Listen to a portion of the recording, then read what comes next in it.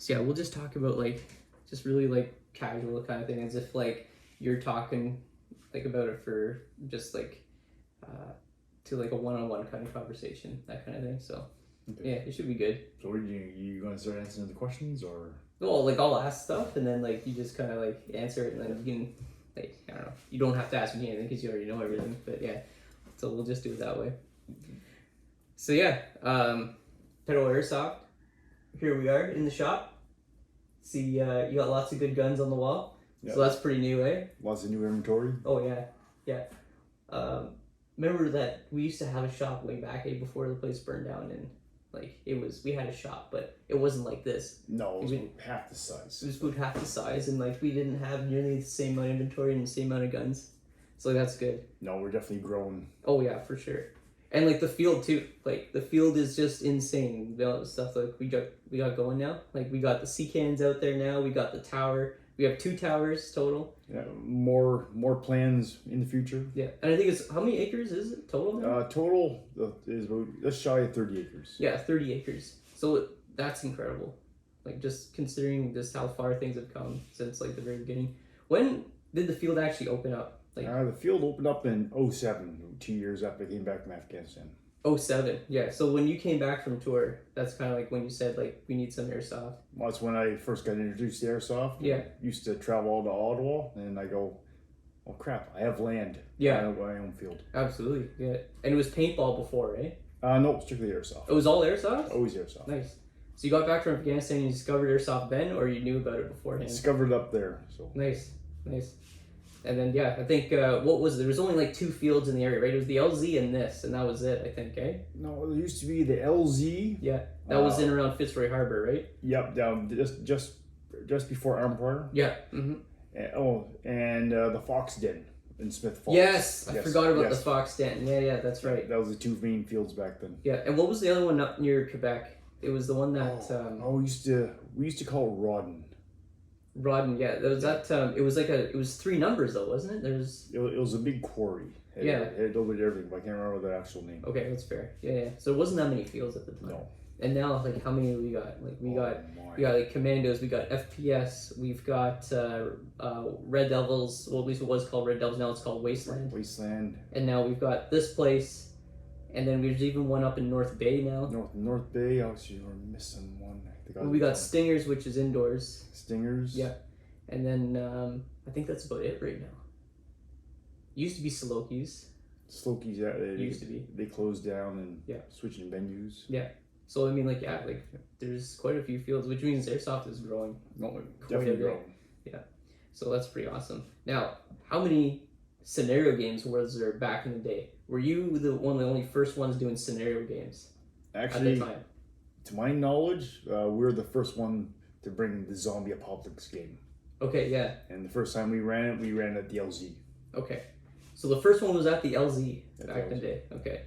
And there was quite a crowd for that, I think, too, right? Oh, I think we just crest this borderline of 100. That's insane, especially for back then. That was like what, around 2008 kind of time frame? Oh, I'm trying to think. I want to say it was around. No, it would have been closer to around 2009. 2009, eh? Yeah. So that's crazy how you got that many people out there at that time. Like, that's insane. And then after that, we started doing it here in Petawawa. Yeah, then we started doing Petawawa. We tried doing it at another fields. Logistically, it's just easier to do it. Oh yeah, for sure. And I think we ran it too at OHP as well. Eh? Yes, the now FPS. Yeah, that's right. Yeah, and that's actually the first date that I went on with my wife was actually there at a Biohazard event. Like, no joke, that was like our first date. Was there. It worked out. I mean, we're married now, so. It's all great. Any game that the cops show up. Yeah. For screams. Oh, yeah. And I remember Julie, my wife, was saying that when you came at her with the chainsaw and everything, because you usually, your main character you play for these events is a chainsaw masochist, or massacreist. You know what I mean? And you're just chasing people down with a chainsaw. Hopefully with no chain in it. No chain. It's That's good to know. But yeah, like, I remember that would scare the living, like, pee out of people. Like, it was just insane, like, how many people were just freaked out by that. Like, grown men, too. Yeah. Like, grown men would actually be cowering in the fields. Like, I remember I was with Julie at the time. You were chasing us all down. And, I mean, like, you're almost invincible. almost invincible for these events, for that case. And I just remember there was like 20 or 30 people just scattered into like the tall grass somewhere, and you're trying to hunt them down, and everyone's just like, oh my god, like I could see like Julie was literally shaking and everything. Like I was holding her, like it's okay, it's just a game, it's just a game. But it was convincing. Yeah. It was super convincing. And yeah, that's the kind of atmosphere we want. We want people to be scared, like they're not the top of the food chain, and we want to kind of humble people a bit for this kind of event. Oh, that's our whole goal for this year, the Biohazard Games, is we pour our heart and soul into them. Yeah. And everything goes on the table. That's right, yeah. And it used to be Resident Evil based, eh? At least traditionally it's been Resident Evil based. Original one, it mimicked off the video game, Resident Evil. That's right, yeah. And you had like the umbrella company that would be in the field, and you had dedicated dudes for that. I remember when I was on the Honey Badger team, we were the dedicated like umbrella corporation team, and we decked ourselves out all in black. We bought all black like SWAT gear and everything else, like we played the part. Actually, I remember that, yes. Yeah, and then we also had the Stars team. Yeah, we had the Stars team as well, and that was done by Who did I know was Cop Car. it was Laszlo's team there. I can't remember who it was now. And the Leary brothers, but yeah, they were rocking that, and they did a really awesome job of that. And so like it's really cool how like some of the teams would get involved, and actually but they put a lot of effort into it. And then you got the NPCs that are out there too, and everything, non-playing characters, and they do a really good job at convincing you, kind of immersing you into that environment, which is pretty awesome. It's almost like being in a live video game. Well, that was the whole hopes. Yeah. Get the video game and bring it to real life. Yeah, and I think it does a really good job at that. So for this year, we're doing something a little bit different, eh? Yeah, we're doing a little bit more script. So basically, we're starting off in basically a military compound, Mm-hmm. and then the military basically kick out all survivors, and they're fending for themselves. Yeah, there's a bit of a mutiny. I'm not going to camp. give out too much of the plot away, but Yeah. so you got to come to Biohazard to see what the plot unfolds. Yeah. But it's going to be interesting. It's going to be interesting, yeah. And then you're basically going to be on your own, insert some sort of dramatic situation that takes place, and like you're off on your own basically. Yeah.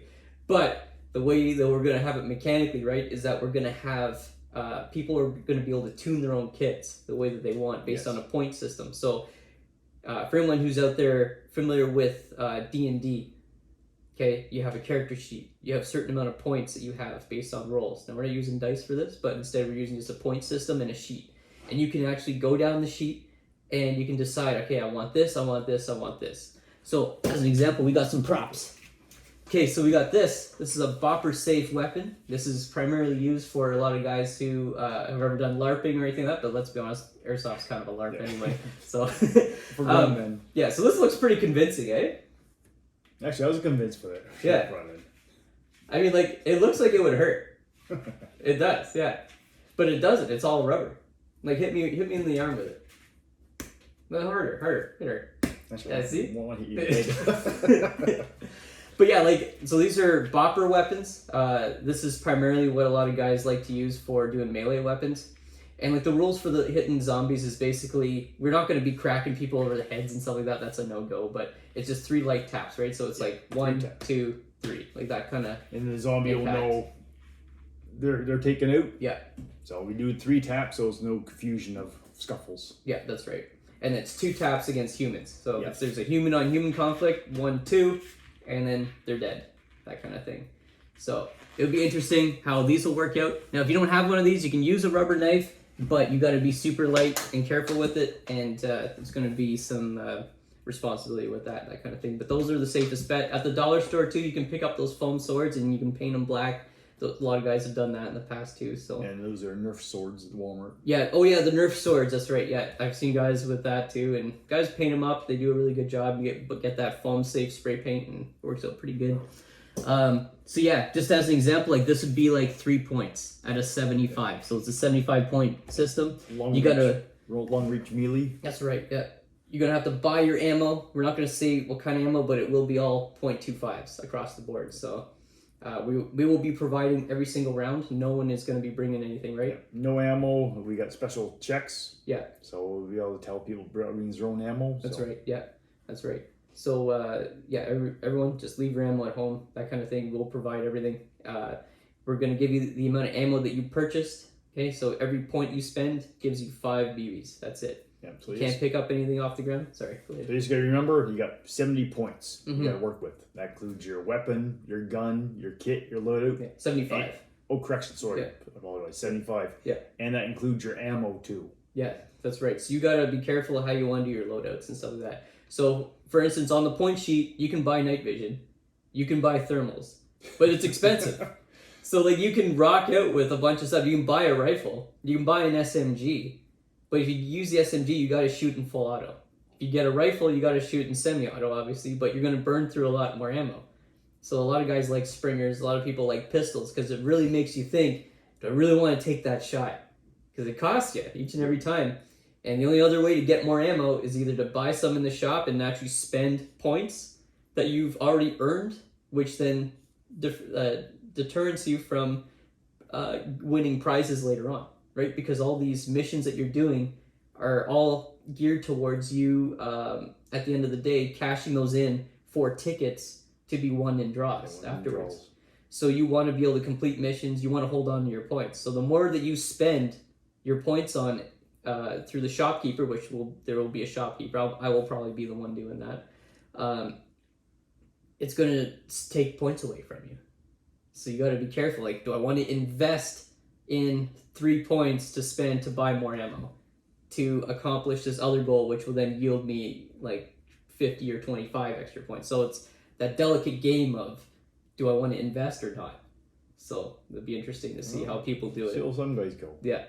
It's like, this is gonna be my zombie weapon probably. Whoa. This here's the Desert Eagle. This is actually, if anyone played the Fallout game that the Honey Badgers put on, this is actually the same kind of weapon that we use for that. I painted it all up and everything. Pain. Yeah. Well, because my character name was called Pain, and so that was his gun, right? So yeah, that'll be interesting. But yeah, so we got those kind of zombie weapons, and you don't have to min-max the whole thing, right? Like, there's some really kind of crazy, eccentric kind of loadouts, and they end up working, right? Like, some guys will like do like dual wield, like they'll get 2 of these, so they'll dual wield these things, and ammo cost, like there's no ammo cost with this. Like melee weapons don't run out of ammo, and so guys will dual wield those, and like getting 3 taps on is like 1, 2, 3, right? So like, I seen one guy one year, all he was rocking a rubber knife. That's right, and didn't he win or something? He won the game. Yeah, with a rubber knife. So like, it's insane, like these kind of loadouts and stuff like that. And of course, we got the gas mask. I mean, just for style points, really. This is like the 80s style one, eh? Probably when you were wearing these. Yeah, and of course we got iPro too. Very important, you want iPro. And more specifically, like goggles are a good idea too, like thermal goggles, just for safety reasons too, just because like any angle, gets covered and that kind of thing. But yeah, what else should we talk about for the game other than the event, like dates or anything, which we'll get to at the end? But actually, prizes. Yeah, so what kind of prizes do we have? Actually,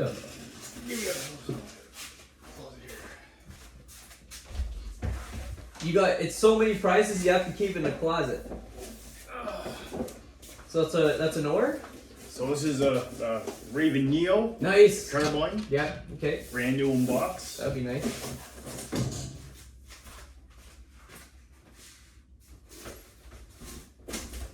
One of the big ones. An M249. An M249. So guys can actually win this. Yep, this is going to be one of the main prizes. That's insane. Okay, I haven't seen M249 in prizes for a long time. Well, like I said, we put everything on the table for the game. And there's gonna be all kinds of pyro too and stuff, eh? But $1,000 worth of pyro. $1,000 worth of pyro? Okay, I didn't know that. I didn't even know that. And a sniper rifle. That's awesome. And there's a few more prizes, but we gotta keep you guessing on some of the prizes. Absolutely. And it's not to your benefit to hide in this game. Like, I know a lot of guys have tried it. I've seen it where guys will think, oh, you know what? I'll just hide from all the zombies. So, unlike most zombie horror survivor games, you go, oh, I survive it, I'll win. Yeah. But you gotta do missions to get points. Yeah. So each mission you do, You go back to the amend tent, cash it in, Yeah. you get your points, and you get another mission right away. There's over 200 missions. Yeah, and it's to your benefit to actually put yourself out there and complete missions. And if you get killed by like another human to human player, you're not completely out of the game. Oh no, definitely no. You just gotta scuffle down, find your respawn point, and then you're back in. Yeah, depending on how many times you do. I think it's up to 3 times during the day, and it's twice a night, or I think it's 3 at night, 3 during the day. Yeah, the first chapter. It's in the rules, but yeah. I gotta reread the rules and everything else. So you get turned to a zombie, like, so if a zombie does a 2-hand touch on you. Yeah, 200 grab. Yeah, then you're a zombie. For For that portion, because we broke it down into 2 acts now. Yes. So the game starts at 1 p.m. That's when the game actually starts, and it's for the day portion. So we highly encourage everyone to come out for the whole event, which is 10 hours total. Okay. Now you don't have to play for the whole 10 hours, but if you do, that gives you the best chance of winning because you're in the field, you're doing the most amount of missions. Get the more points and everything you achieve in the first act. Yeah. You, after the next act starts, you carry everything over to the second act. That's right. Yeah, and the second act starts at night. That's when things get spicy. That's when everything that goes bump in the night comes out. Oh yeah, yeah. And like I said, you need to have points during the day if you want to be more competitive for the night. So it's to everyone's advantage that they show up during the day and play out the whole thing. And we do have a 1-hour break at about the 5 o'clock kind of. Yeah, well, 5 frame. to 6, we get an hour break for supper, and then we go right back at it after 6. We give the safety briefing again at 6, and then you're back in it. And then zombies play for free, eh? Yeah, zombies play for free. Just go on our website and register so we can keep track of how many zombies we have. Mm-hmm. And then, you show up and you basically play the game for free. Yeah, and it's very important people register for the event so that we know we have numbers and that kind of thing. And it's also cheaper, so you get a discount if you register before the 20th of September, right? Yeah, if you go on our website, petawawa.ca, and register for Biohazard, you only pay $25, vice to $30 if you walk on site. Yeah, Petawawa Airsoft.ca. Yes. Yeah. Okay, yeah, and so you save some money if you pre-register. And it's always good to do that for these kind of events because like it just helps out the community as a whole and helps us out for numbers and that kind of thing. So it helps the organizers too, so we can do a head count. Absolutely, yeah, we can do more of these later on. So yeah, excellent. And yeah, I think this is going to be a really awesome event. I think it's going to be super wicked. I'm really looking forward to being an NPC for it, being the shopkeeper. Our entire team is going to be NPCs for this event. Yep, the whole Warmonger team's all hands on deck, Yep. and everybody's going to be making this event great. And everyone plays a role too. Yes. So everyone has a dedicated kind of mission story-based role. And these are all characters that other players in the field can interact with, trying to obtain information, trying to get more points, more missions, and you don't know. So that's what we mean is that it isn't to anyone's advantage to actually hide in the field. Because by doing so, you're eliminating any chance of getting more points to basically win the game. Because that is the point.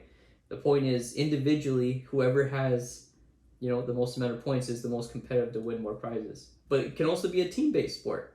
So if you want to go there with your crew and you want to be own the field as a crew, you can do that. That is an option.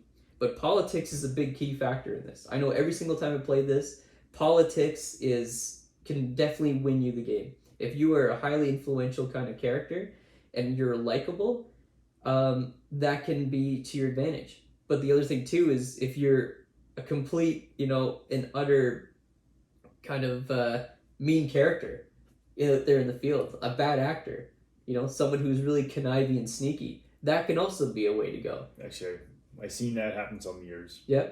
Both has their advantage. The ultimate betrayal at the end and that kind of thing. It can be super ruthless, or it can be highly, it can be highly team-based depending on how people want to play it. So I think it's going to make for a good event. And when is the event? Actually, the event's 24th September. That's right. 24th September starts at 1 p.m. And we highly encourage people to get there at least an hour or two early. Yeah. At least, if not earlier, because we're going to have when the gate's going to be open for people just to show up. Actually, the gates are going to be open at 10.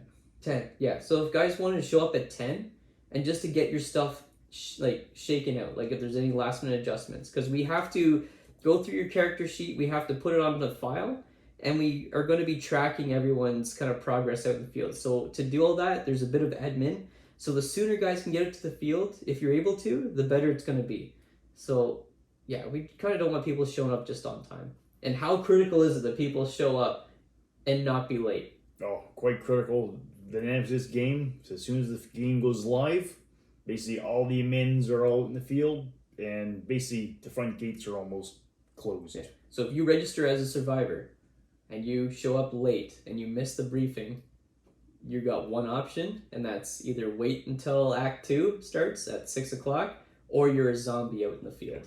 And that is it, okay? So very critical that people show up on time, preferably much earlier than on time. So, yeah, September 24th. It's going to be a heck of a game. I can't wait. Yeah, so big that I got to let OPP and the fire department know, because we got that much pyro going off. Yep. This is Petawawa Airsoft, 57 Shady Lane, right? Yes, it is. And all the info can be found at petawawaairsoft.ca. And then you just go under the events tab. There's Biohazard is right there. You can do everything from the website. Absolutely everything. You don't have to go through Facebook or anything like that. You can through the portal, but everything administratively is happening through the website, right? That's correct. Yeah. So all your character sheets, all the info you need, we're going to have maps uploaded soon. Yeah, maps going to be updated, custom for the game. Yep. And then, your character sheet, the waiver, you can pre-download the waiver also to save time when you get here as well. Because everyone's going to have to sign a waiver for this, because there's still special kind of things for this one. So, yeah. Awesome. I can't wait. No, it's going to be a good one. Awesome. Thanks, Wade. Really appreciate everything you're doing. Thank you. See you guys.